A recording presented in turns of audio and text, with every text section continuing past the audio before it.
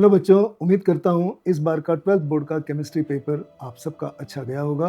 Overall pattern अगर मैं देखूं तो पेपर इजी से मॉडरेट था। कॉन्सेप्चुअल क्वेश्चंस ज्यादा थे, मेमोरी बेस्ड क्वेश्चंस कम थे। कैलकुलेशन बेस्ड क्वेश्चंस थे जिनमें कैलकुलेशंस करने में टाइम ज्यादा लगा, इसलिए उसका लेवल थोड़ा मॉडरेट की तरफ था। ओवरऑल पैटर्न को अगर मैं एनालाइज करता हूं तो इस पेपर में 5 सेक्शंस थे। पहले सेक्शन में 16 क्वेश्चंस थे MCQ based including assertion reason type. Very short answer type questions 5 थे जिनकी वेटेज 10 मार्क्स की थी। शॉर्ट आंसर टाइप क्वेश्चंस 7 थे जिनकी वेटेज 21 मार्क्स की थी। अगले सेक्शन में केस स्टडी बेस्ड क्वेश्चंस थे।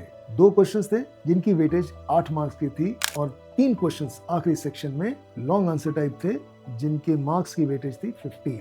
ये प्रेडिक्टेबल लाइंस पर मार्क्स का डिस्ट्रीब्यूशन था। टॉपिक्स जो कवर हुए, जो हैवी वेटेज वाले टॉपिक्स थे, उन पर क्वेश्चंस ज्यादा आए, मार्क्स का डिस्ट्रीब्यूशन उन पर ज्यादा था।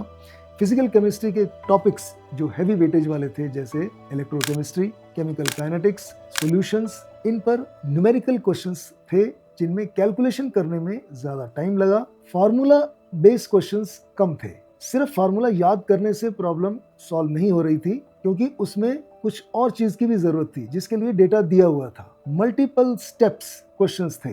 क्वेश्चंस करने के लिए स्पीड की जरूरत थी और क्लैरिटी की जरूरत थी। ऑर्गेनिक केमिस्ट्री में जो क्वेश्चंस थे उनका लेवल आसान था। स्ट्रेट फॉरवर्ड क्वेश्चंस थे, एनसीईआरटी बेस्ड थे। कुछ नेम्ड रिएक्शंस के ऊपर क्वेश्चंस थे जैसे फ्रीडल क्राफ्ट एसाइलेशन, जैसे Kolbe's synthesis, Hofmann bromide degradation reaction. Even कुछ क्वेश्चंस तो एनसीईआरटी के सॉल्ड एग्जांपल्स के ऊपर बेस्ड थे जैसे नाइट्रेशन ऑफ एनिलिन। इसमें जो प्रोडक्ट्स बनते हैं उनकी जो परसेंटेज है ये डेटा तक क्वेश्चन में दिया हुआ था।